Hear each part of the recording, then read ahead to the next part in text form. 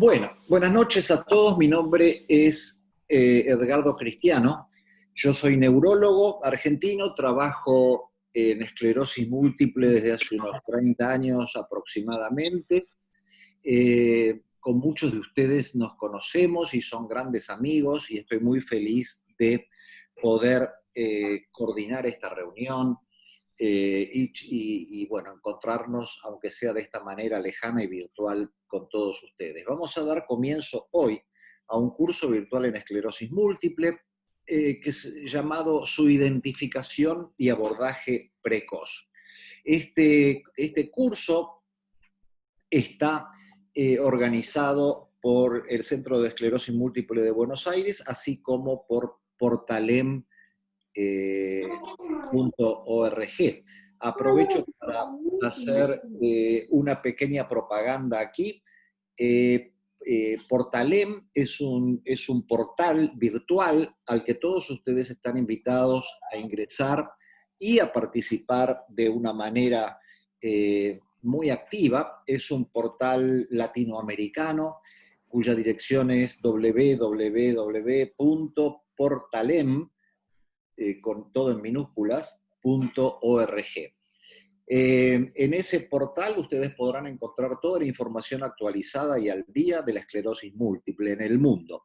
Y es un portal, el primero de habla hispana, por lo tanto, ustedes encontrarán allí todas las publicaciones al día que se hacen sobre esta enfermedad, encontrarán los abstracts y muchos artículos que sean libres en formato de PDF, encontrarán presentaciones, encontrarán opiniones de otros expertos, en fin, los invito a que ingresen allí, se registren. Es necesaria la registración porque es un portal exclusivo para médicos, y sobre todo lo que quisiéramos es que participaran y se convirtiera este portal en una red interactiva para neurólogos de toda Latinoamérica.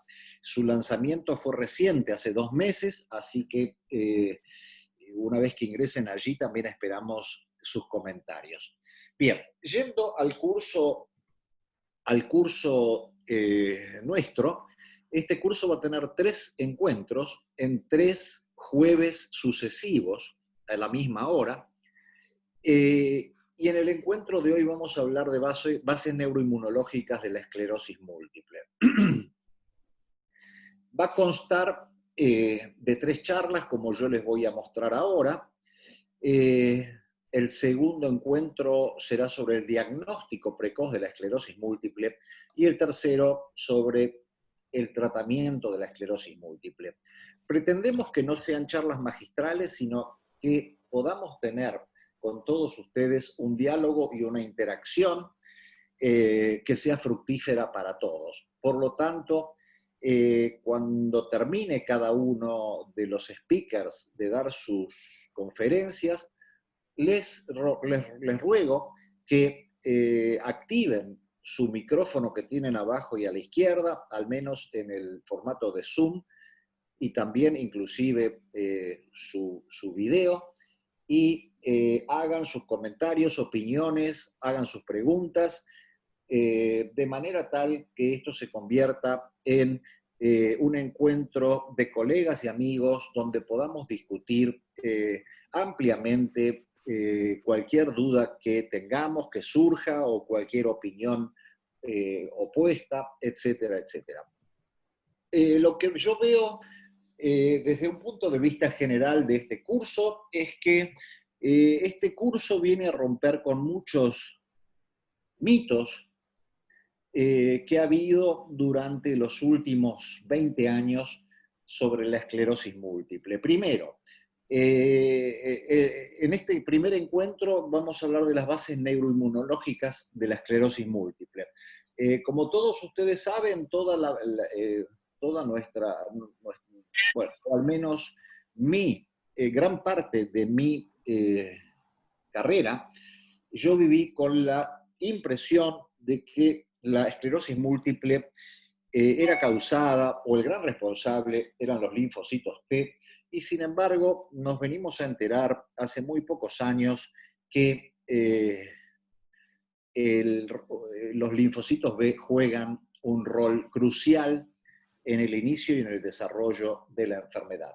Por lo tanto, es el primero de los mitos que trataremos de revertir en esta primer charla. Probablemente esa gran equivocación surgió a partir del modelo de encefalomielitis autoinmune experimental del ratón, que nos llevó a buscar las bases fisiopatológicas de la enfermedad por el lado de los linfocitos T en forma exclusiva.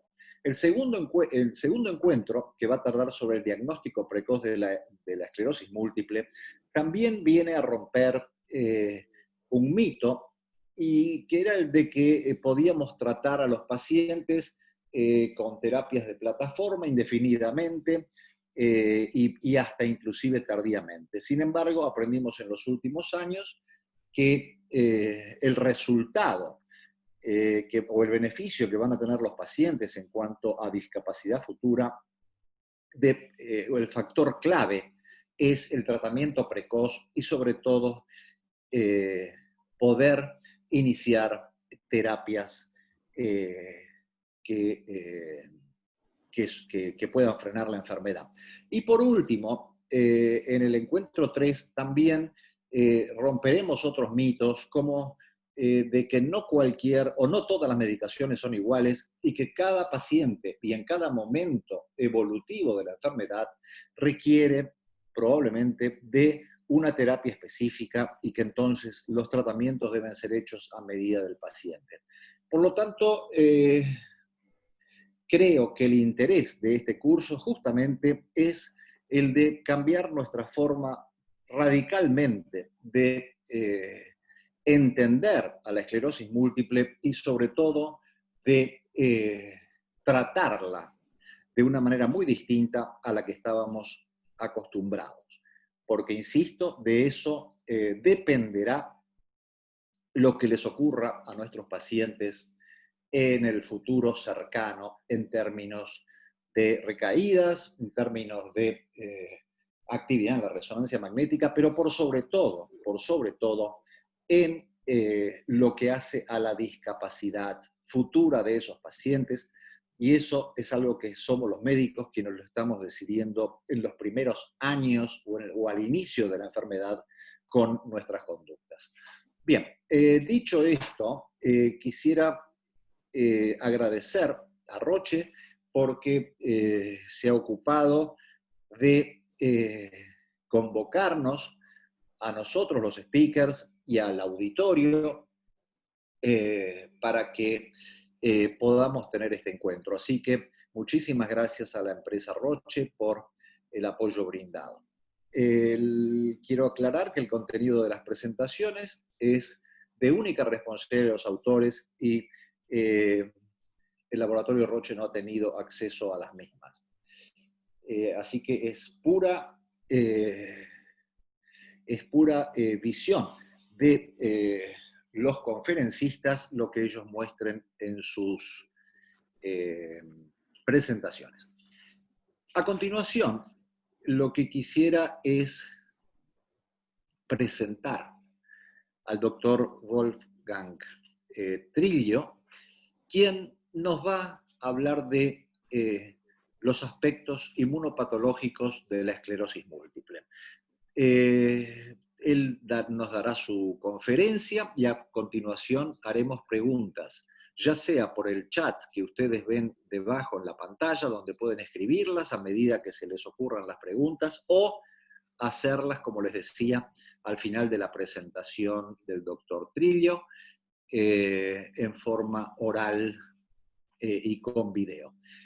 Así que, dichas estas cosas, creo que no me olvido de ninguna. Tenemos pensado que esta reunión va a durar aproximadamente 1 hora y media, y creo que no me olvido de ninguna otra cosa. Y si me olvide, cuando me acuerde se los iré diciendo. Así que, para no perder más tiempo, me gustaría mucho introducir y agradecer al doctor Wolfgang Trillo Álvarez para que ponga su presentación en la pantalla y ocupe su micrófono y su cámara y nos enseñe el tópico que que él ha tomado para esta noche. Muchísimas gracias, doctor Cristiano. Van a disculpar que no esté compartiendo mi cámara en este momento porque aparentemente siempre hay algo que tiene que no salir como uno desea. Aparentemente Zoom me está haciendo una pequeña broma en este momento. Lo escuchamos perfectamente bien, doctor, y vemos su presentación perfectamente bien. Así que adelante. Muchísimas gracias. Entonces, primero que nada, agradecer a Roche por la invitación y también agradecer a mis copresentadores en este conversatorio. Para mí es un honor poder compartir este conversatorio con ustedes realmente. El tema que me ha tocado presentar son las bases neuroinmunológicas de la esclerosis múltiple, el cual es un tema muy extenso, así es que intentaré correr en una parte y dar los puntos clave que me tocan realmente a decir. Cuando hablamos de lo que es la inmunopatogénesis de la esclerosis múltiple, tenemos que básicamente regresar hasta 1998 al estudio de Bruce Trapp, ¿no es cierto?, donde entendimos que la esclerosis múltiple es una axonopatía, ¿no?, donde veíamos que había transección axonal, ¿no?, con infiltración de macrófagos y glía, ¿no? Además de eso, comprendimos a través del tiempo que había pues una suerte de patología infecciosa, ¿no? Además de eso, había pues genética, ¿no? Detrás de todo esto, y había patología ambiental, epigenética y nutricional que se estaba dando no solamente por Epstein-Barr y otros virus, había genes de riesgo, ¿no? Latitud que por algún momento se retiró y se ha asociado a otros factores, ¿no? Fibrinógeno, toxina, trauma, el hecho de que haya cambios de vitamina D como factores secundarios, obesidad o el sexo femenino. Y esto nos llevó a pensar el primer paradigma de la esclerosis múltiple, ¿no? Un paradigma que se dio desde los 80s con Weinschenker, Comey, ¿no? Y la misma Claudia Luchinetti, quienes nos dieron un primer vistazo, ¿no? Como una enfermedad preclínica donde teníamos el síndrome radiológicamente aislado, después la clínica con este síndrome clínicamente aislado y la enfermedad repitente recurrente donde había pues estos brotes, ¿no? Asaltos de la enfermedad, donde también la carga lesional en la resonancia magnética iban incrementando y por supuesto que el volumen cerebral iba disminuyendo y la discapacidad iba incrementando de poco en poco. Y súbitamente en un momento del tiempo del desarrollo de la enfermedad, pues estos momentos clínicos se iban alejando, ¿no? Y el paciente entraba en una enfermedad progresiva y entonces la carga de la enfermedad por resonancia magnética también se iba alejando, pero la discapacidad había incrementado súbitamente y el volumen cerebral disminuía. Pero entonces entendimos que los tratamientos que habíamos establecido y habíamos buscado para entonces, pues lograban disminuir las recaídas, pero de ninguna forma detenían de forma sustancial la enfermedad, sino que había un daño neuroaxonal y discapacidad que se continuó acumulando y se hacía permanente, ¿no? Y entonces esta enfermedad que era secundariamente progresiva no es una fase temporalmente distinta, y tampoco una consecuencia directa de esta fase remitente, sino era el resultado de un mecanismo fisiopatológico subyacente. Entonces, la concepción primaria de esclerosis múltiple cambió a la concepción de Stephen Krieger, ¿no? Que nos dio en el 2016, donde teníamos el modelo de la piscina, donde la piscina el agua era justamente la reserva neuronal y entonces a medida que pasaba el tiempo el agua se iba agotando y íbamos viendo cómo los picos de estos icebergs que eran los brotes iban apareciendo a través del tiempo, ¿no? Y entonces teníamos los nuevos momentos y las nuevas clasificaciones con esclerosis múltiple remitente recurrente, con una enfermedad secundariamente progresiva temprana, o una enfermedad altamente activa, o una enfermedad progresiva, o una enfermedad benigna. Y entonces entendimos que había pérdida de la homeostasis y pérdida de la autotolerancia, que iba a ir hacia infiltración de macrófagos, gliosis con pérdida de mielina, pérdida axonal, dándonos dos paradigmas, la neuroinflamación y la neurodegeneración, que se iban a dar al mismo tiempo, desminimización y pérdida axonal.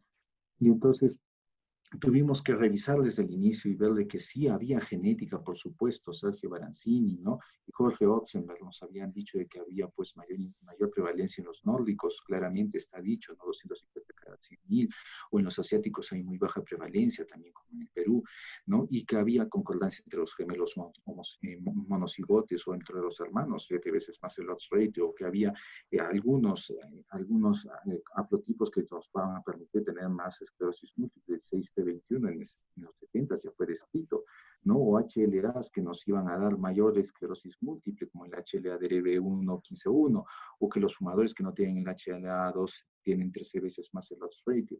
Pero también había otros factores genéticos que también cambiando, pues algunos receptores inmunes nos iban a favorecer la aparición de la enfermedad, como este polimorfismo de nucleótidos, ¿no? Que va a modificar el receptor soluble del TNF, ¿no? Y además, ¿no? el EBI5 que va a modular la gradiente de SP1, y entonces si es que nosotros vamos a dar fármacos que van a modificar SP1, tendríamos que estar haciendo una terapia personalizada para ver si es que hay este polimorfismo de nucleótidos únicos, o si es que nosotros tenemos poblaciones que tienen alta incidencia de migraciones de Cerdeña, pues por supuesto, ¿no? La de lesión-inserción de BAF y BAR, pues por supuesto nos van a dar transcriptos cortos que permiten que no haya esta terapia tan adecuada con terapias de depresión de células de memoria.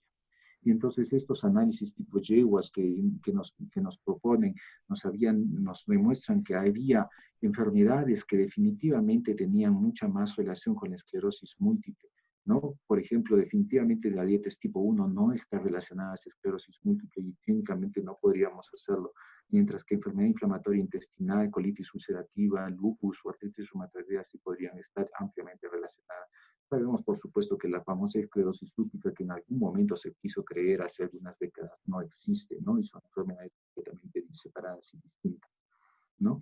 También tenemos que entender que la infección, pues, por Epstein-Barr es un factor de riesgo, ¿no? Y entonces, Sheikh Ali, pues, hizo un metaanálisis donde vimos que casi todos los estudios, pues, nos daban un odds ratio positivo para esclerosis múltiple, excepto la población de Sorzón, donde él había hecho simplemente corchetes cerrados, ¿no? Para poder entre los 7 y los 15 años como un factor de riesgo, y probablemente ese fue el problema para la población de Sorzón.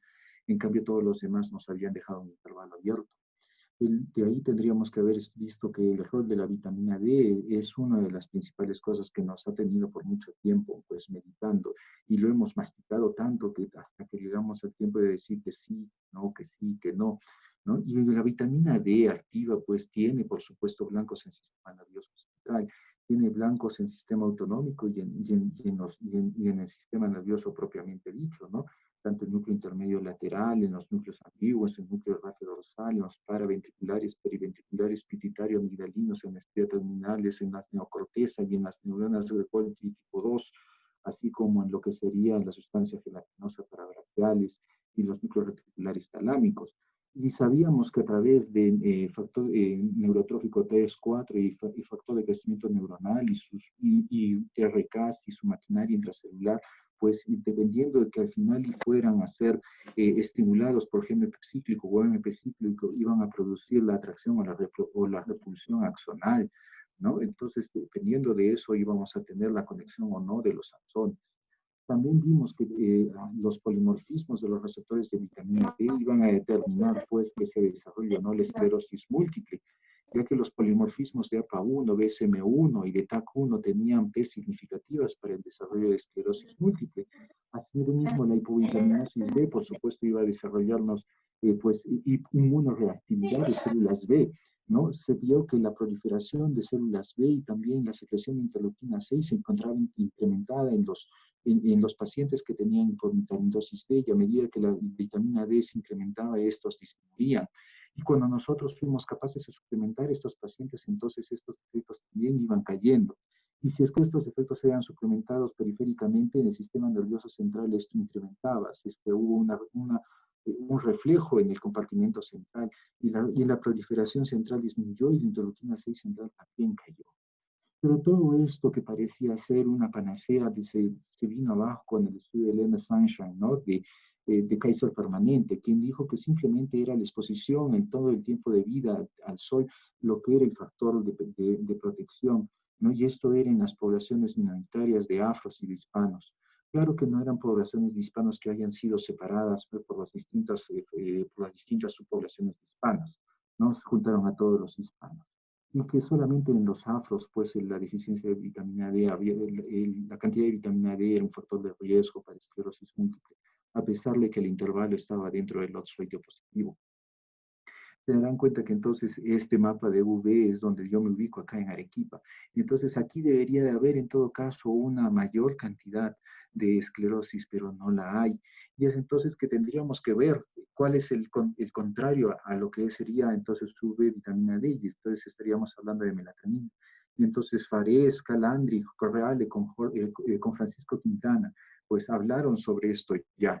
Y se vio de que la expresión de melatonina ha sido probada pues en todas las enfermedades autoinmunes ha sido pues bastante beneficiosa, salvo en lo que es la artritis reumatoidea, donde los estudios han sido bastante contradictorios y probablemente han sido perjudiciales, ¿no?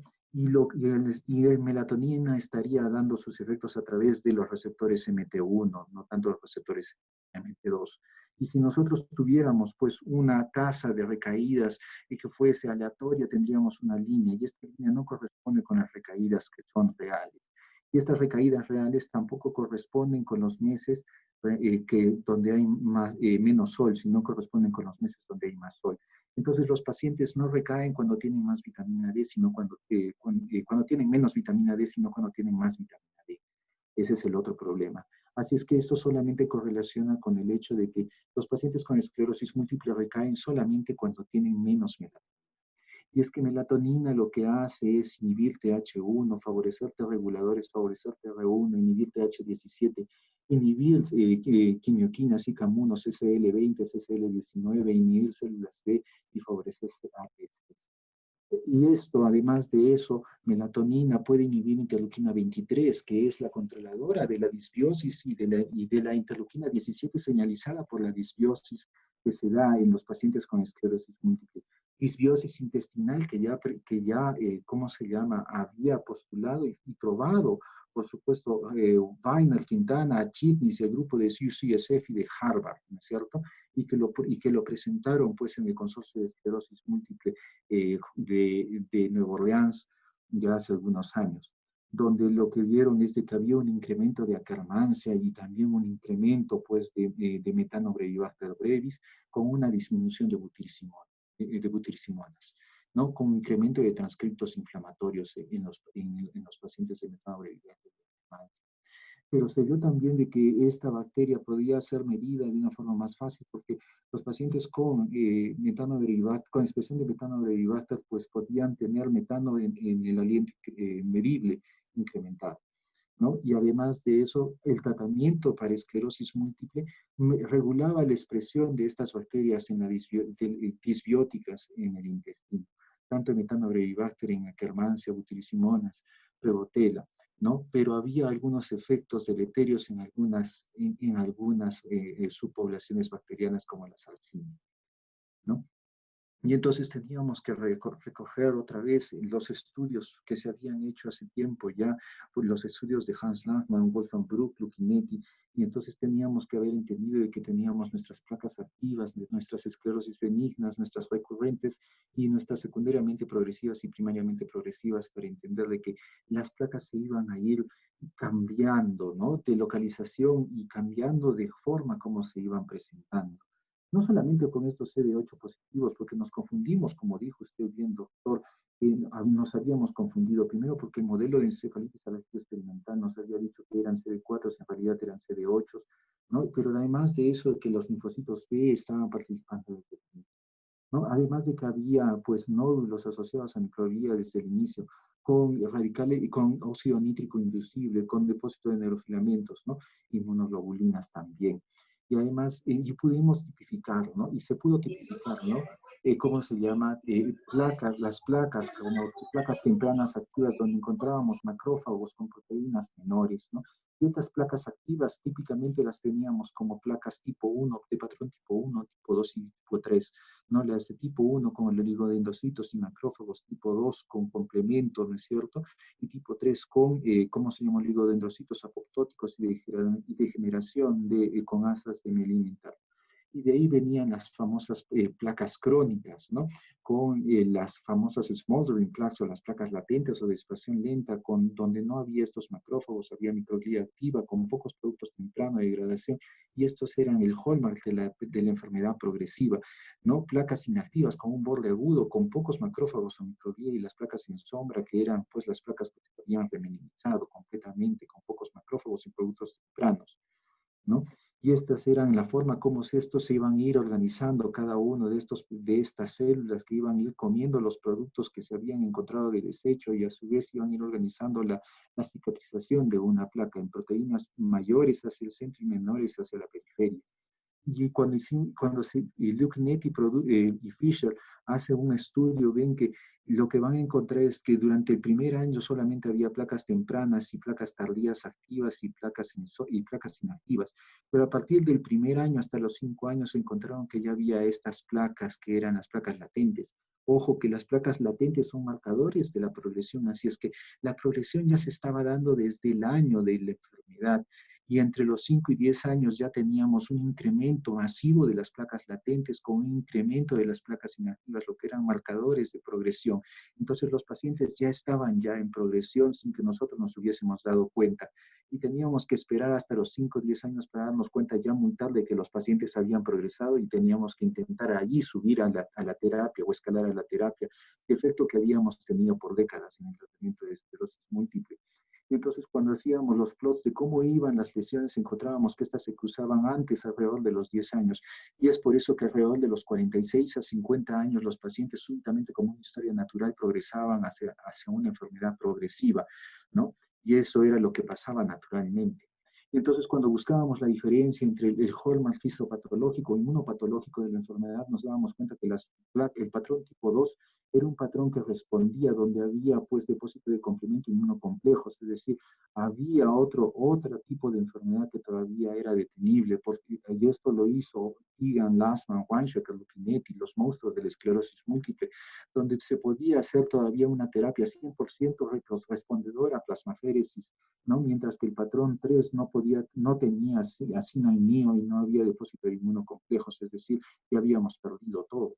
De igual forma, Francisco Quintana determinaba que el patrón 1 y el patrón 2 eran completamente distintos, ya en su microarray de antígenos, donde el patrón 2 ya estaba mostrando que cambiaba hacia patrones de lípidos oxidados.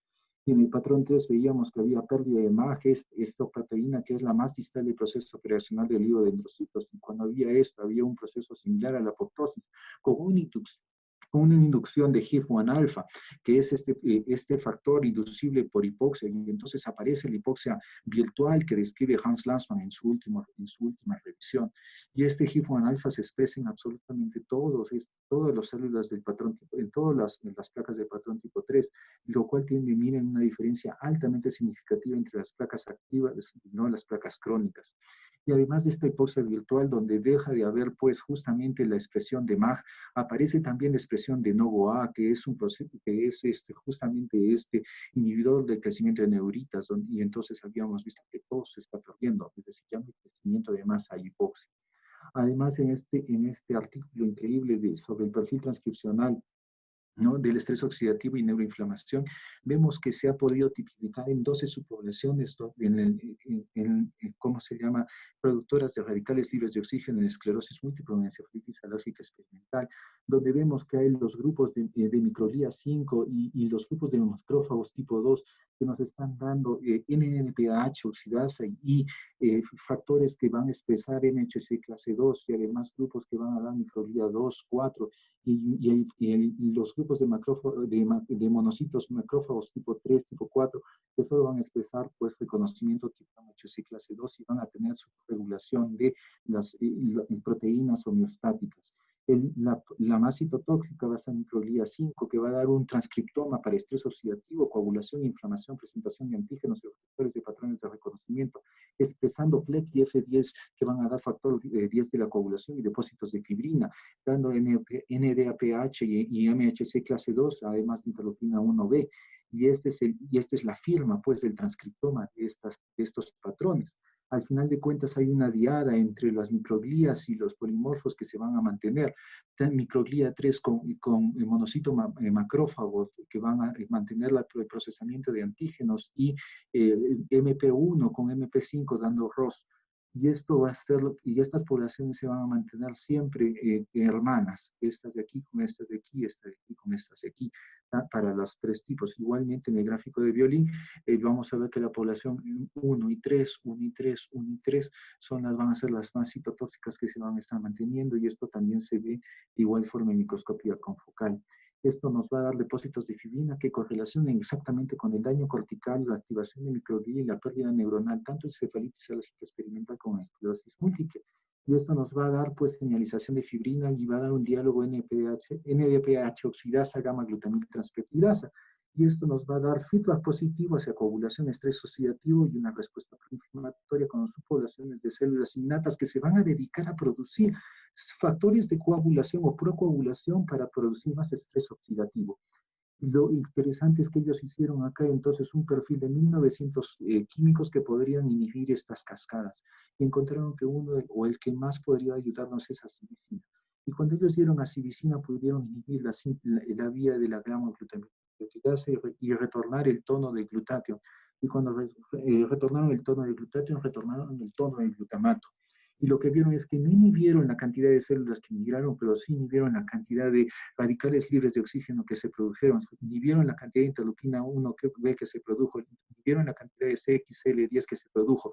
Y en encefalitis alérgica experimental y en el modelo de transferencia adaptativo, disminuyeron ¿cómo se llama? El nivel de discapacidad que se produjo en los ratoncitos, lo cual es una cosa bastante interesante. Y cuando se hicieron las pruebas pues, en inmunohistoquímica en la lesión aguda, cuando se puso acivicina, pues no hubo la lesión en la enfermedad aguda. Y en el modelo de enfermedad crónica, y cuando se trató en el día 80 al día 113, pues también las lesiones no se produjeron.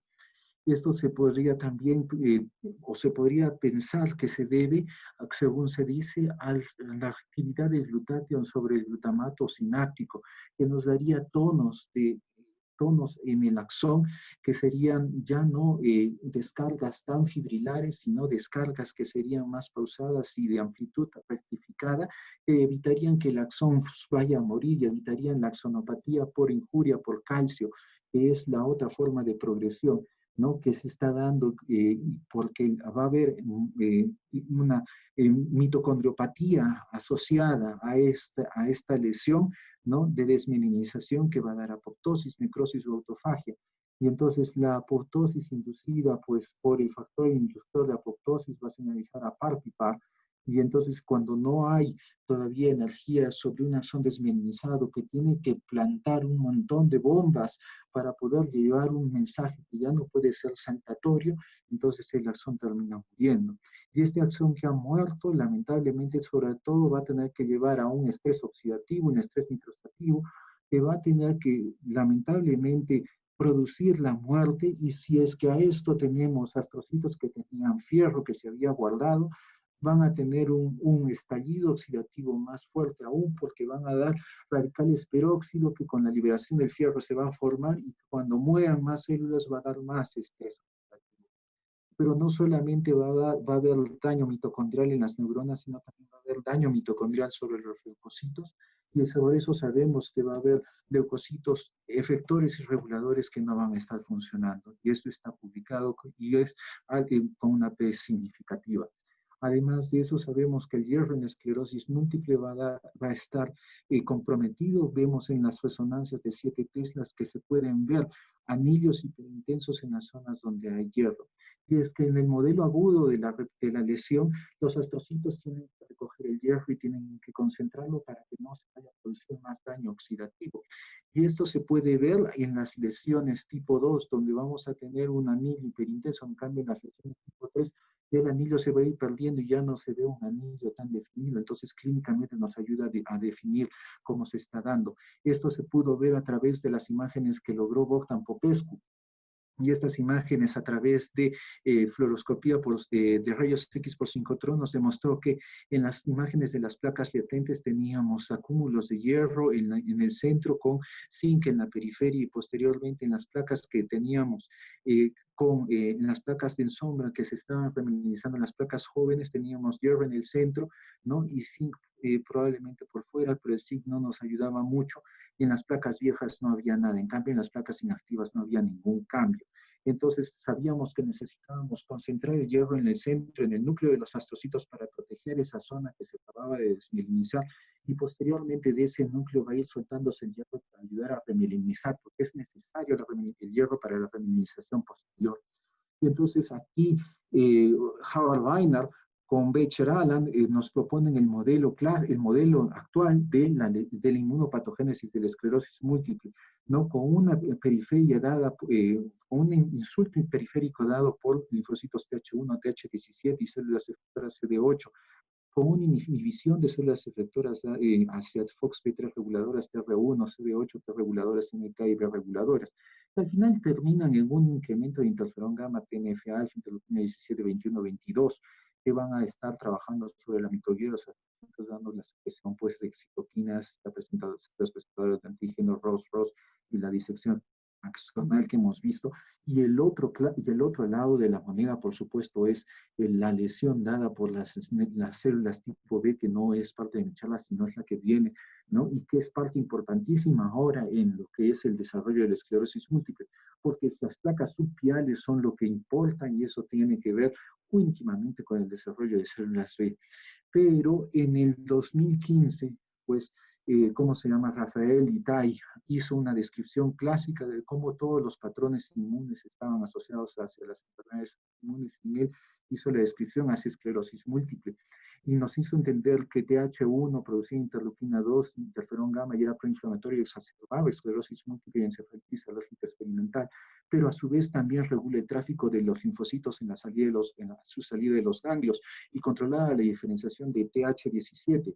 TH2 producía la diferenciación a células plasmáticas, inducía el cambio de IgG1 a IgE, que sabemos que IgE pues, también participa en el proceso patológico de esclerosis múltiple. Se expresa en la perilesión e induce enfermedad, si bien menos severa, pero también induce enfermedad. Produce reparación tisular, polarización hacia macrófagos tipo 2 por interleuquina 4, y reduce la gravedad de la encefalitis alérgica experimental, suprimiendo TH1, induciendo linfocitos T reguladores. El patrón TH17 pues requiere de interleuquina 23, que a su vez es inhibida por melatonina, activa las células innatas, secreta interleuquina 1B, TNF y factores de colonias, factor estimulante de colonias granulocito macrófago, alterando la barrera hematoencefálica y secretando CCL2, actuando con interleuquina 22, induciendo interleuquina 10 como protección. El patrón TH22 tenía niveles incrementados en esclerosis múltiple y neuromielitis óptica, pero restringe las bacterias intestinales a sus nichos tisulares, lo cual es importante porque nos ayuda en la disbiosis. Produce activación y el patrón TH9 produce activación de linfocitos T encefalitogénicos en esclerosis No porque tampoco te llena, no sé cómo experimental, y los niveles de TH9 correlacionarían con la severidad de las enfermedades autoinmunes, y además TH9 induciría interleuquina 10, que es antiinflamatorio. Los linfocitos T reguladores, acuérdense que van a ser divididos en NT reguladores e IT reguladores, y los IT reguladores se van a dividir en TH3, que son FOXP3 positivos, y T reguladores 1, que son FOXP3 linfocytos nativos, y estos van a producir una respuesta inmune que es mediada por alergenos, acuérdense, y activarían eosinófilos y mastocitos que podrían llevar a una respuesta incrementada, ¿no? Y van a reducir citoquinas proinflamatorias, función y activación de células cebadas, van a secretar interleuquina 10 y TGF-beta, van a estar suprimiendo como una función protectora encefalitis alérgica experimental, incrementando la recuperación de esta, inhibiendo interleuquina 17.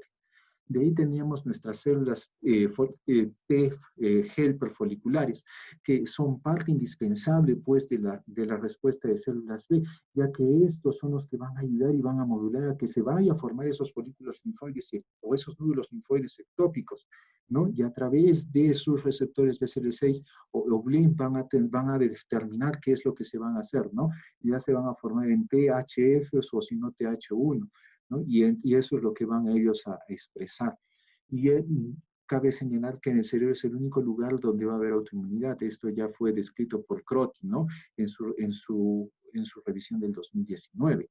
Pero y además de eso vamos a tener a los linfocitos ex-TH17. ¿Qué sucede? Cuando un linfocito TH17 produce demasiada interleuquina 17 interferón gamma, pues va a estar también bajo la influencia de interleuquina 23, y entonces como un feedback negativo deja de producir interleuquina 17 y comienza a expresar TBET, y TBET va a ser un inhibidor de rol gamma T, y entonces él solito comienza a inhibirse y comienza a ser como un extenuado, como si fuese un TH17 exhausto, ¿no?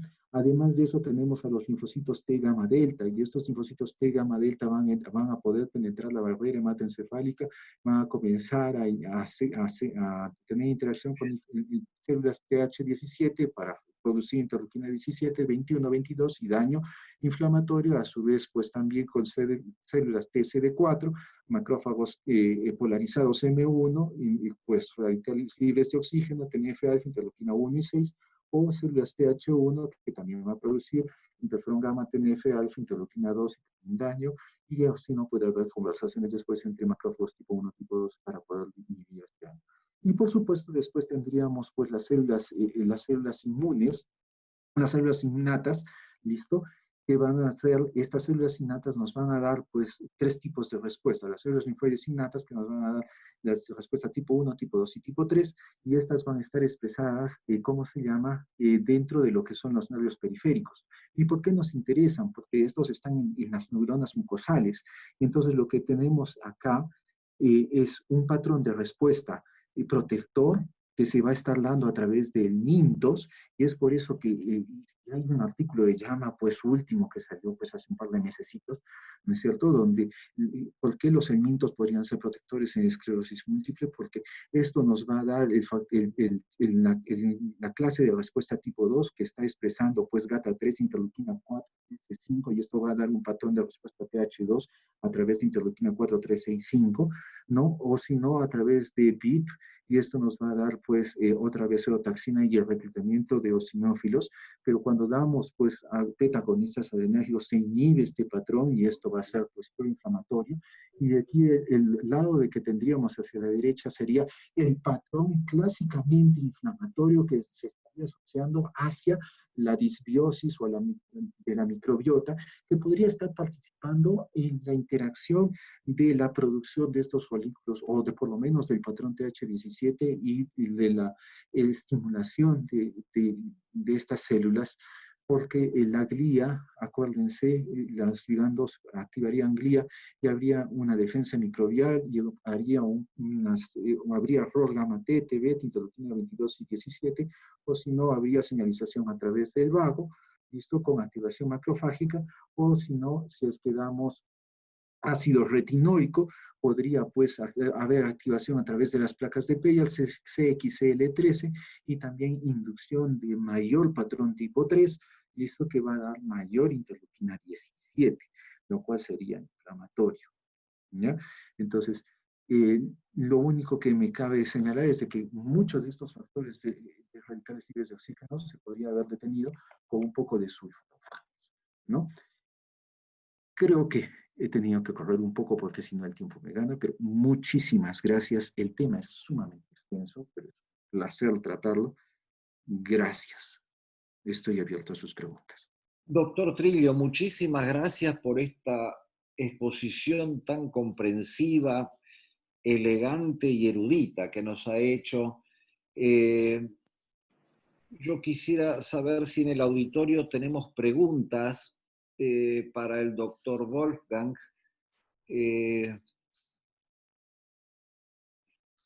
Veo que por el momento no las tenemos, así que, doctor Trillo, muchísimas gracias por su presentación. Seguramente surgirán después preguntas que le haremos. Pero como Muchas gracias. estamos un poquitito urgidos por el tiempo, lo que voy a hacer es presentar al doctor Juan Rojas, quien es un neurólogo, experto en esclerosis múltiple, que dedica el 100% de su tiempo a la atención de pacientes con esclerosis múltiple y a la producción académica. Trabaja en el Centro de Esclerosis Múltiple de Buenos Aires y también en un hospital universitario que se llama CEMIC. Y nos va a hablar en el día de hoy del rol de las células B en el desarrollo de la esclerosis múltiple. Muchas gracias, Juan, Gracias. por la participación. Muchas gracias por la presentación, Doc. Quiero felicitar al doctor Trillo. La verdad que la revisión fue exhaustiva y sin dudas compilarla en estos pocos minutos es sumamente complejo.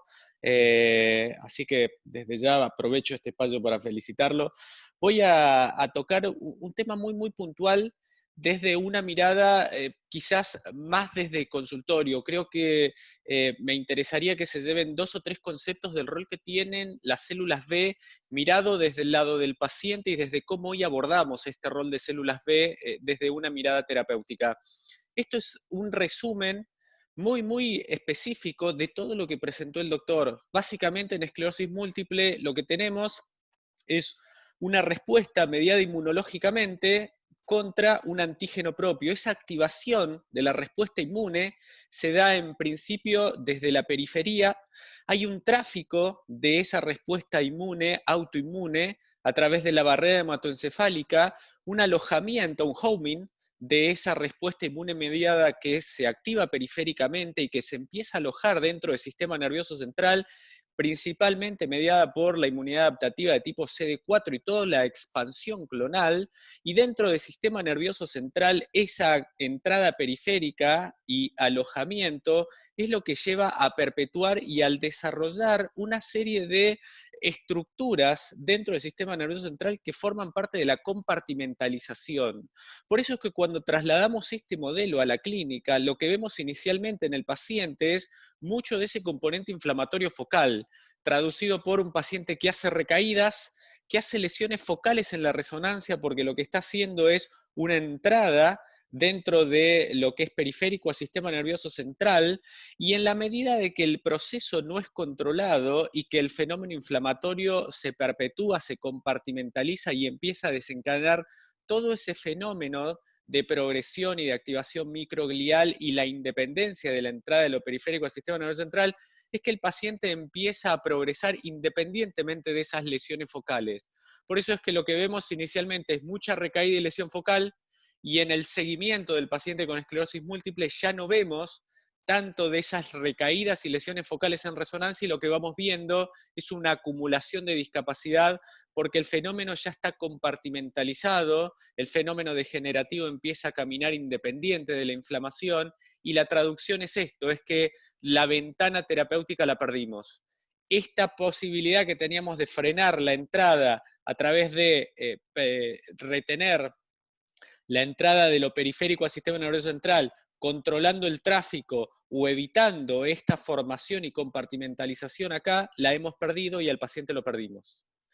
Eso es un poco la traducción y cómo vemos al paciente desde la clínica, cómo todas las estrategias de tratamiento que hoy tenemos, a donde están apuntando es justamente a intentar retener y que no entren al sistema nervioso central todos estos componentes inmunológicos, ya sea reteniéndolos desde el lado periférico, bloqueando la barrera hematoencefálica para evitar el tráfico, o intentando resetear al sistema inmune para justamente modificar esta respuesta. ¿Qué rol tienen las células B? Bueno, el doctor un poco presentó todos los componentes inmunológicos de lo que tiene que ver con la inmunidad adaptativa. Específicamente, las células B en esclerosis múltiple, en principio, tendrían una pérdida de la tolerancia periférica. Hoy entendemos que la inmunidad adaptativa, tanto linfocitos T como linfocitos B, pasan por un proceso de tolerancia, tienen que tolerar lo propio.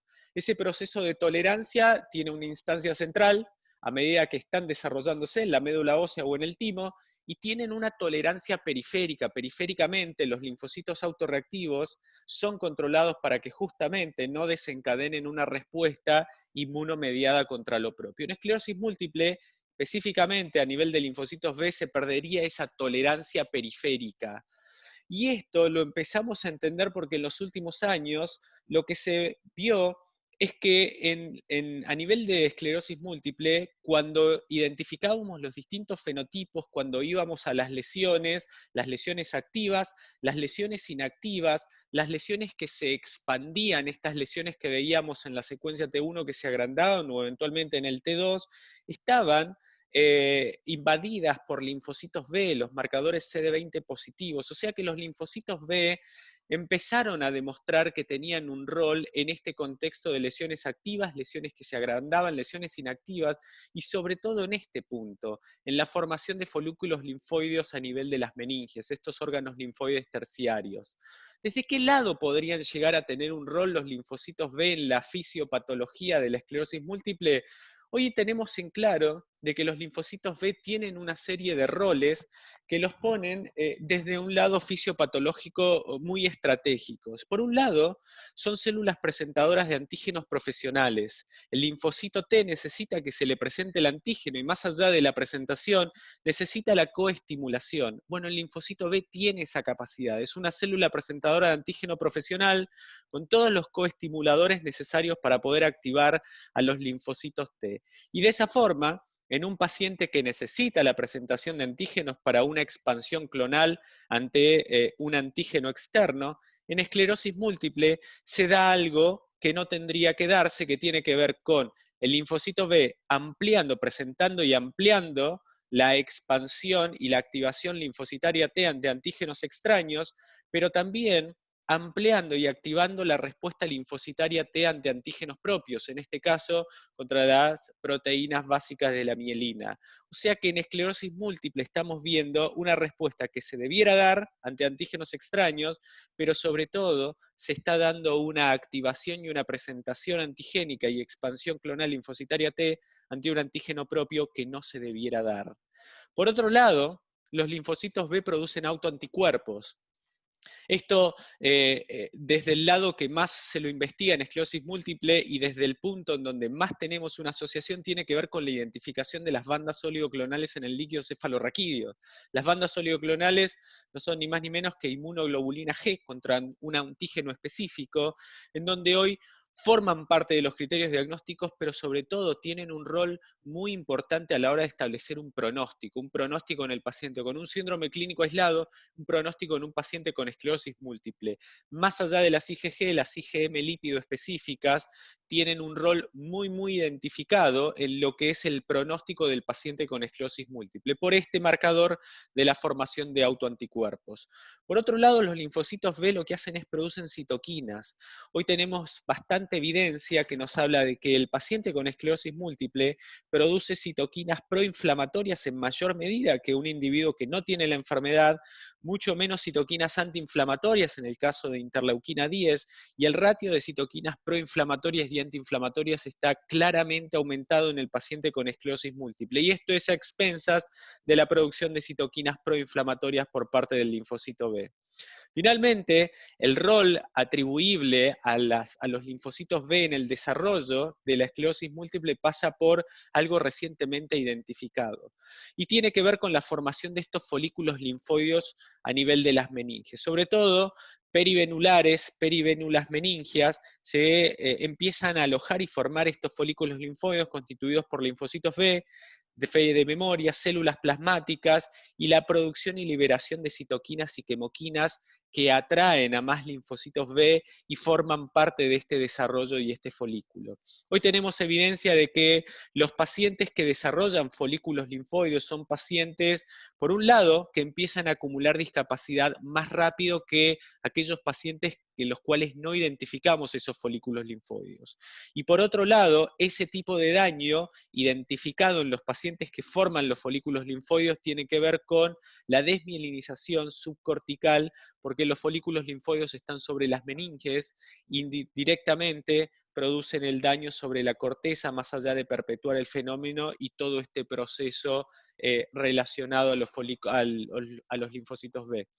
Específicamente, hoy sí tenemos que hacer algo, una interpretación bien concreta desde consultorio. Entendemos de que el paciente tiene la información genética, tiene la predisposición, hay una activación desde lo periférico de la inmunidad adaptativa, un ingreso de esa inmunidad adaptativa dentro del sistema nervioso central y una perpetuación del proceso en la medida de que no se lo controle inmunológicamente. Por un lado, esta entrada lleva a que la inmunidad adaptativa se aloje dentro del sistema nervioso central y empieza a activar toda la cascada dentro del sistema nervioso central, incluyendo la activación microglial, el fenómeno degenerativo y la progresión. Los linfocitos B tienen un rol muy importante y hoy lo entendemos mejor en el contexto de son células que producen los folículos linfoides y esos folículos linfoides están asociados con la acumulación de discapacidad y el daño directo.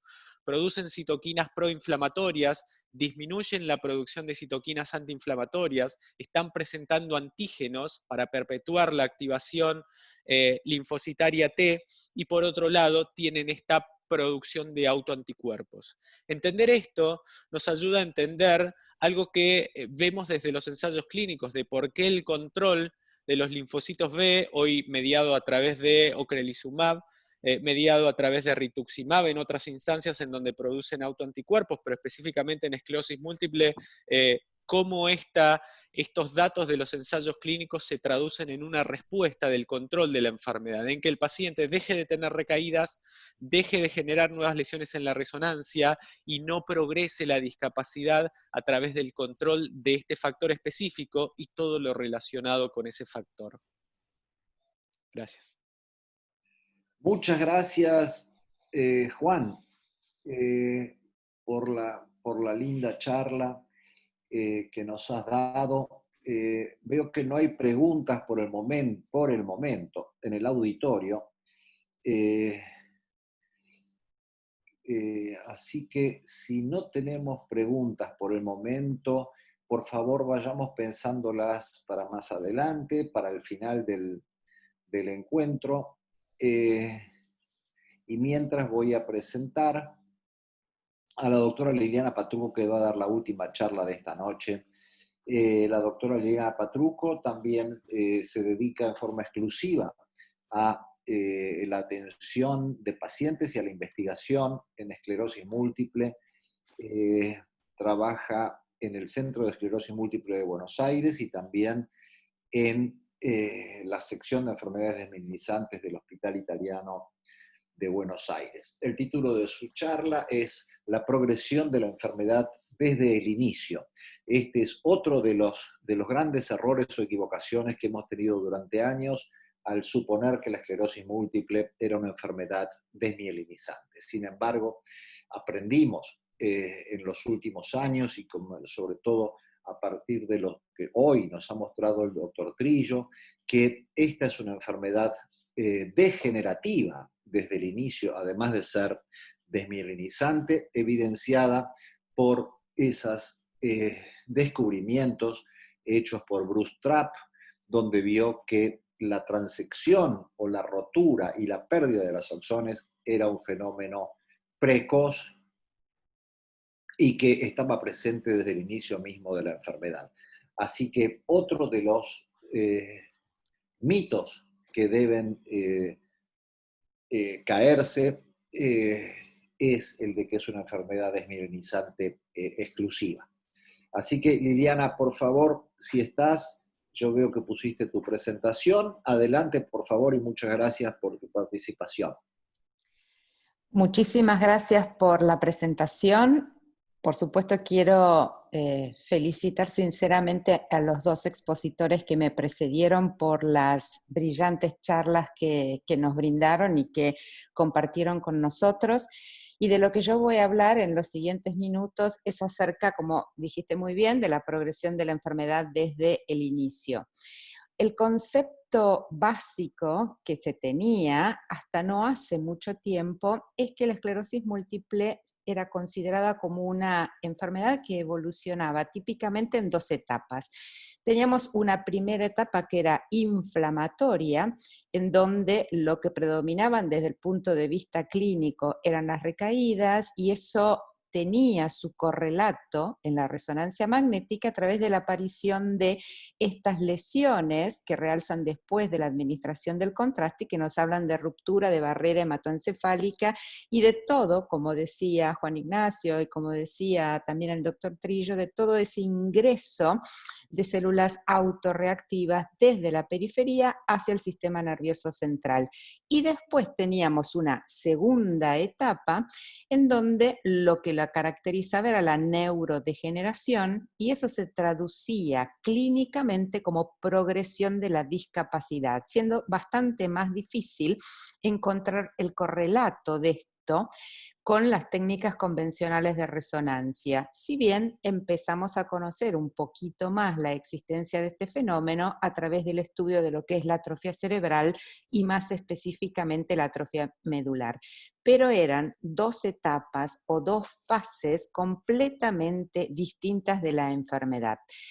Sin embargo, y en los últimos años, lo que fuimos aprendiendo es que esto en realidad no es tan así, que tanto inflamación como progresión corren juntas desde el inicio mismo de la enfermedad, que sí en un primer momento predomina más los fenómenos inflamatorios, ¿no? Con todo ese ingreso de linfocitos al sistema nervioso central, con esa alteración en la barrera hematoencefálica, con las lesiones nuevas de las que hablábamos anteriormente, y que después el fenómeno comienza a estar encapsulado o compartimentalizado dentro del sistema nervioso central, que comienzan a formarse esos agregados o esos folículos linfoides a nivel meningio que continúan perpetuando el proceso inflamatorio dentro del sistema nervioso central.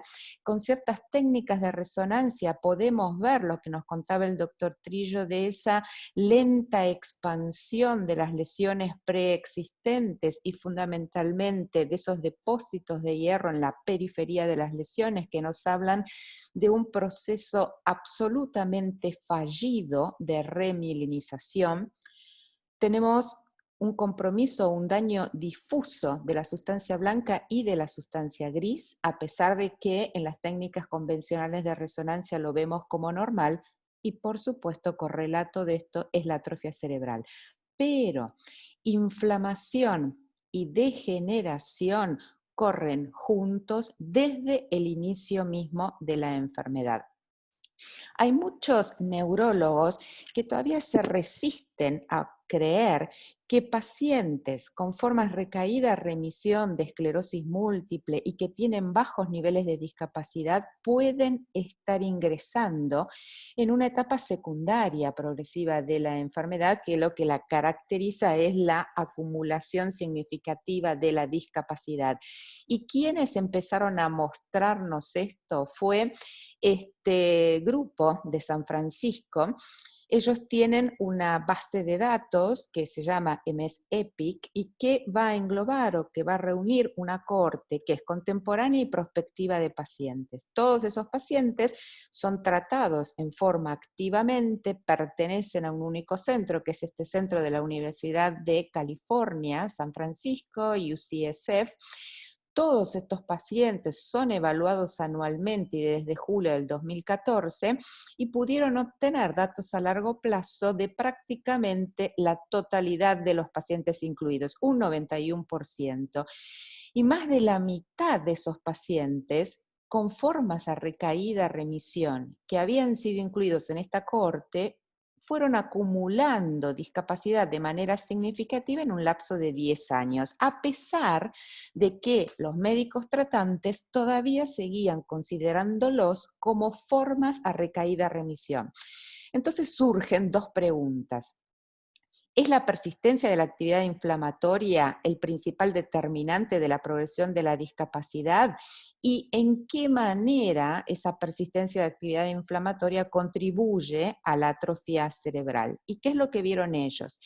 Que por supuesto la presencia de una recaída tiene su correlato con la actividad en la resonancia, también obviamente tiene correlato con la duración de la esclerosis múltiple, con el tratamiento, con ciertos alelos, que desde el punto de la acumulación o progresión de la discapacidad, lo que mostraba la recaída es que esa progresión de la discapacidad es transitoria y en realidad no terminaba impactando de manera tan significativa en lo que se veía ni al año ni a los 5 años. Y además, dentro del resto de las evaluaciones, correlacionaba fundamentalmente con el tiempo que ese paciente tardaba para caminar 7,5 metros. Entonces, en realidad, no era la recaída el principal determinante de la progresión de la discapacidad. Y más interesantemente, para confirmar la existencia de esta progresión, ellos hicieron mediciones de atrofia cerebral, de cambios en el volumen anual de cerebro en estos pacientes. Todos arrancaron, los pacientes incluidos en esta cohorte, con volúmenes cerebrales muy parecidos. Sin embargo, en el seguimiento, lo que ellos vieron es que los pacientes que no habían experimentado recaídas en los primeros 6 años que duró el estudio, pero que habían mostrado progresión de la discapacidad, su volumen cerebral progresó mucho más rápidamente respecto de aquellos que habían permanecido estables. Entonces, no es solamente ese fenómeno inflamatorio el responsable de la progresión. Y ellos empiezan a hablar de lo que se llama progresión silente. Y esa progresión silente durante la fase recaída, remisión del estudio, de la fase remisión de la enfermedad, nos habla de que tenemos que tener una visión mucho más unicista de la enfermedad, en donde tanto los fenómenos inflamatorios cuanto neurodegenerativos se dan en forma simultánea durante toda la evolución de la enfermedad.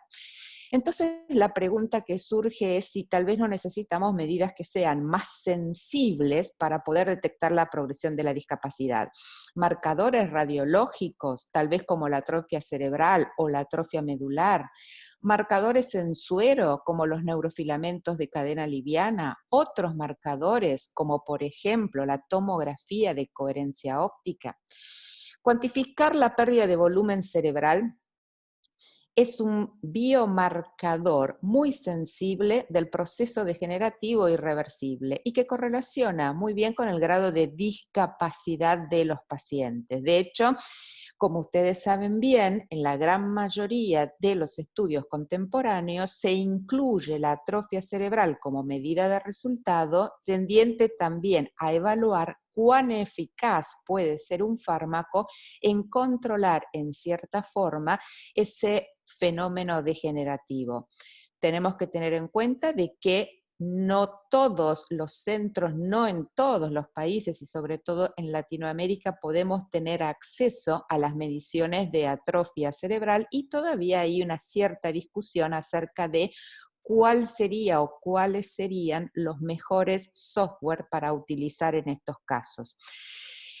Hace ya unos 10 años aparece este trabajo de Nicola De Stefano, en donde lo que nos muestra es que la atrofia cerebral está presente en todas las etapas evolutivas de la enfermedad, si bien parecía que era mucho más notable o evidente en los fenotipos progresivos de la enfermedad. Sin embargo, cuando se ajustaba esa pérdida de volumen al volumen basal del paciente con el cual arrancábamos, se vio que era igual en todos los fenotipos de la enfermedad, ya sea desde el inicio mismo hasta las formas claramente progresivas, o sea, un fenómeno absolutamente precoz, y vuelvo a repetir, que se inicia con el inicio mismo de la enfermedad.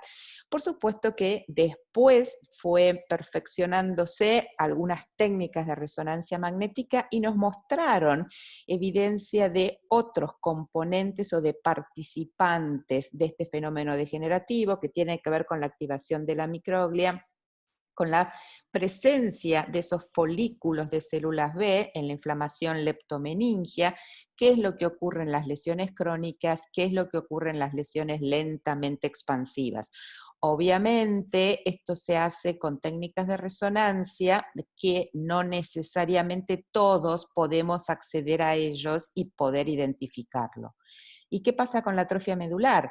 La atrofia medular es muy sensible para predecir y valorar la discapacidad, sobre todo física, de los pacientes. Sabemos que la atrofia medular es mucho mayor que la cerebral y que progresa a una mayor velocidad, sobre todo en los fenotipos progresivos y sobre todo en los pacientes con progresión de la discapacidad. Pero si hablábamos recién de que no todos podemos acceder a las técnicas o a los software para medir atrofia cerebral, es mucho más difícil todavía poder medir atrofia medular cuando recién se están poniendo a punto distintos software que permitan medirlo, sobre todo por la dificultad que tiene la técnica y por la gran cantidad de artificios que pueden producirse, sobre todo a través de la transmisión del latido cardíaco y el líquido cefalorraquídeo que está rodeando la médula y el volumen tan pequeño sobre el cual se tiene que trabajar. Entonces tal vez es más fácil medir los neurofilamentos. Sabemos que los neurofilamentos de cadena liviana son marcador muy sensible en relación al daño neuronal en esclerosis múltiple. Y de hecho lo que se vio es que correlacionan muy bien niveles elevados de neurofilamentos, con la pérdida de volumen cerebral, la pérdida de volumen medular, y que además pacientes con elevados niveles de neurofilamentos demostraron tener un claro empeoramiento del EDCS en el año siguiente.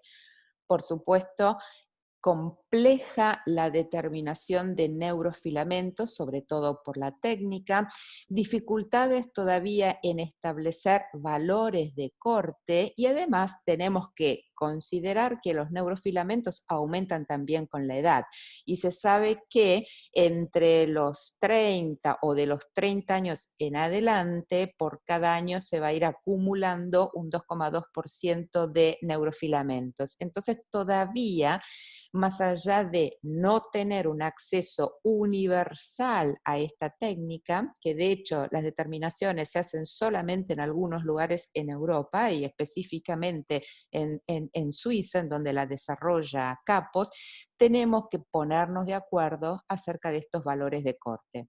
¿Tomografía óptica puede servir? Bueno, la tomografía óptica correlaciona muy bien con los niveles de discapacidad. Todavía algunas dificultades en determinar cada cuánto deberíamos hacer los controles, qué porcentaje de pérdida de volumen de esa capa de células nerviosas de la retina es significativo. Entonces, frente a todas estas dificultades, tal vez lo mejor, si queremos detectar progresión, es trabajar más activamente con cosas a las cuales todos sí podemos tener acceso, como puede ser evaluar y medir al paciente con el EDSS, evaluar y medir al paciente con el test de los 9 palitos para ver la destreza de los miembros superiores, evaluar y medir al paciente con respecto al tiempo que tarda en caminar una distancia de 7,5 metros. Y si el paciente no muestra cambios en el EDSS, no incrementa en más del 20% el tiempo en realizar el test de los 9 palitos, o no incrementa más del 20% del tiempo en caminar una distancia de 7,5 metros, podremos decir que realmente no hay evidencia de progresión de su enfermedad. Y si lo queremos hacer aún más exhaustiva esta evaluación, a lo que hablábamos anteriormente, le sumamos también el control de la actividad inflamatoria. Y entonces surge este concepto de NEPAD, en donde combinamos ausencia de progresión de la discapacidad con las medidas de actividad clínica y de resonancia magnética, y vamos a tener una evaluación mucho más exhaustiva del paciente. Tenemos que entonces, si queremos detectar la progresión, utilizar las herramientas actualmente disponibles y al alcance de todos, y realizar estas evaluaciones por lo menos 2 veces al año. ¿Tenemos evidencia desde el punto de vista clínico de que los pacientes con formas a recaídas y remisión progresan independientemente de las recaídas? La respuesta es sí. Esta fue una de las primeras publicaciones en donde se tomaron a más de 5.000 pacientes con esclerosis múltiple, forma recaída, remisión, incluidos en este estudio TOP, que ustedes saben que este es un estudio observacional, que es abierto, que es a más de 10 años, que se incluyen a pacientes que vemos en la práctica clínica diaria que hayan recibido por lo menos 3 infusiones de natalizumab. ¿Y qué se vio?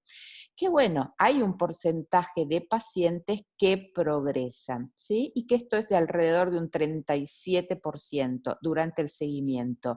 Pero de estos, el 24% la progresión se dio en forma independiente de las recaídas. Controlamos muy bien fenómeno inflamatorio, pero sin embargo la progresión se dio. Y esto representó el 66% del empeoramiento global de la discapacidad. También se pudo ver en este otro estudio que apareció el año pasado, y en donde se analiza una cantidad significativa de pacientes que están incluidos en MSBase. Ustedes saben también que MSBase es este registro mundial que engloba una gran cantidad de pacientes, para ver que no es lo mismo la progresión de la discapacidad en aquellos pacientes que tratamos con drogas menos eficaces respecto de aquellos que los tratamos desde el inicio de la enfermedad con drogas altamente eficaces. Vemos que, por supuesto, puede haber progresión en ambos grupos de pacientes, pero esa progresión va a ser mucho menor si tratamos activamente a los pacientes desde el inicio. Y retomamos el concepto que dio Cristiano al inicio de esta presentación. No podemos perder esa ventana de oro, que son los primeros 2 años de evolución de la enfermedad, porque lo que no logramos controlar en ese momento, difícilmente lo podamos corregir después.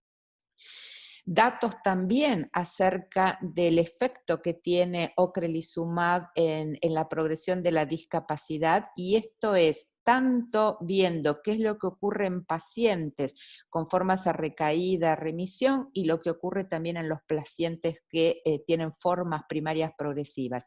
¿Y qué es lo que vemos acá? Que el grupo de pacientes que inicia tratamiento con ocrelizumab, y eran pacientes activos los incluidos en este estudio, progresaba su discapacidad mucho menos que aquellos pacientes tratados con interferón. Y más allá que a los 2 años estos pacientes cambiaban a ocrelizumab, podrían enlentecer la velocidad a la cual progresaba su discapacidad, pero nunca iban a alcanzar a aquellos pacientes que desde el inicio mismo de la enfermedad eran tratados con drogas de alta eficacia. Algo parecido ocurre también en los pacientes con fenotipos primarios progresivos, en donde, más allá de que a los 2 años los tratados con placebo pasaron después a ocrelizumab, nunca las curvas de progresión de discapacidad van a terminar alcanzándose. No es es lo mismo tratamiento precoz que tratamiento tardío. Y es muy importante lograr control también sobre ese fenómeno degenerativo que inicia con el inicio mismo de la enfermedad. Y más recientemente, este año, hace poco más de un mes, nos tratan de mostrar en este análisis, en donde ponen todos juntos a los pacientes incluidos en los ensayos clínicos, en pacientes con formas a recaídas y remisión, para ver sobre la progresión de la discapacidad, qué impacto tienen la presencia o la ausencia de recaídas. Y vamos a ver que en ambos casos, tanto en el grupo tratado con interferón como en el grupo tratado con ocrelizumab, el mayor peso de la progresión no estaba dado por las recaídas, sino estaba dado por su ausencia. Por eso es que estamos hablando de progresión independiente de las recaídas. Y eso es lo que lleva a cambiar un poquito la visión de lo que sería la esclerosis múltiple. En la esclerosis múltiple tenemos inflamación aguda, tenemos inflamación crónica, neurodegeneración, pero todo esto es un continuum, en donde algunos pacientes pueden comenzar predominantemente a formas recaídas, otros en formas progresivas, pero en todos ellos vamos a tener básicamente que van a tener recaídas de las que se recuperan muy bien y que parte del empeoramiento de su discapacidad está asociado a ellas, y en otros en donde la progresión de la discapacidad se va a dar independiente de esas recaídas, independiente de la forma en que comenzó la enfermedad en esos pacientes.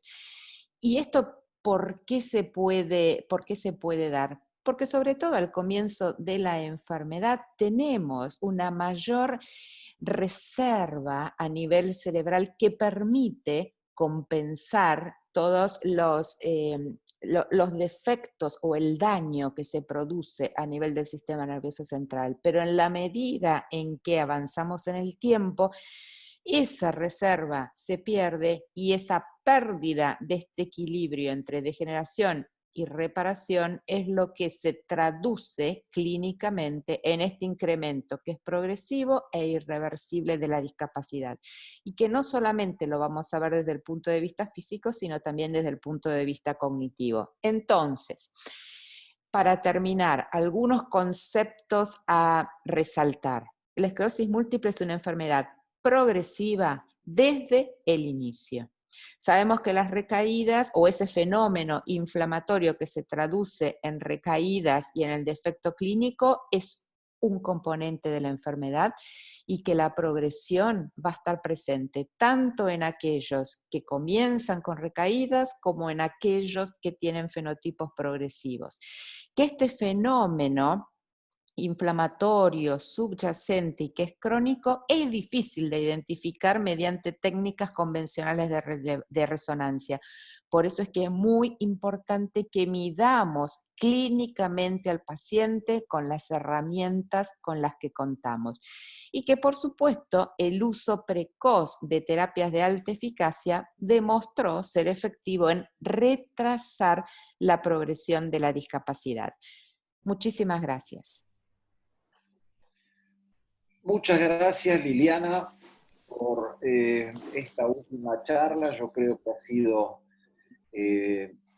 muy integradora. Creo que en el día de hoy recorrimos un camino desde los aspectos básicos de la fisiopatogenia de la enfermedad, conocimos los últimos avances en investigación en ese sentido, como nos mostró el doctor Trillo.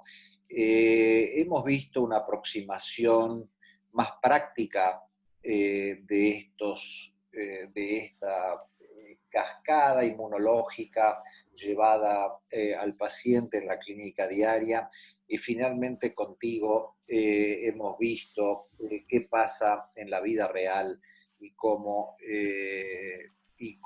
ese concepto que teníamos de que la discapacidad está relacionada solamente a las recaídas no es tal, sino que esta enfermedad conlleva un componente degenerativo desde el inicio mismo y sobre el que debemos actuar en forma muy proactiva. Así que es mucho lo que hemos aprendido y es mucho lo que hemos cambiado nuestra forma de ver la enfermedad, creo, en este módulo de hoy. Y yo creo que es una muy buena introducción a los futuros 2 capítulos, donde ya iremos al consultorio en forma directa y donde aprenderemos a identificar los fenotipos de estos pacientes, a diagnosticarlos precozmente, a saber del valor de ese diagnóstico precoz y en la última de las charlas veremos cómo deberíamos tratar idealmente a estos pacientes en nuestro consultorio, también con ese nuevo paradigma, creo yo, que es el de que cada paciente requiere una terapia específica en cada momento de su enfermedad. O sea, en pocas palabras, de que todos los pacientes son distintos y de que en este momento tenemos muchas alternativas terapéuticas distintas para que la enfermedad no se nos escape de control, que es lo que queremos hacer en este momento. Aprenderemos todas esas cosas, las discutiremos entre nosotros, estamos ya sobre la hora, pero si alguien tiene alguna pregunta, obviamente los speakers estarán dispuestos a contestarlas. Veo que no hay ninguna en el chat por el momento, porque, bueno, estarán cansados, aunque, bueno, apareció una pregunta de último momento del doctor Jorge Luis Wong, que nos pregunta si el daño degenerativo será independiente de que tenga recaídas y lo importante es el diagnóstico precoz antes de los 2 años, Liliana. Por supuesto, tiene muchísima razón en lo que plantea. Digamos que, y por eso siempre se hace una disquisición entre 2 términos. Uno es empeoramiento de la discapacidad y otro es progresión de la discapacidad. Empeoramiento relacionado a recaídas, progresión, clara correlación con el fenómeno degenerativo.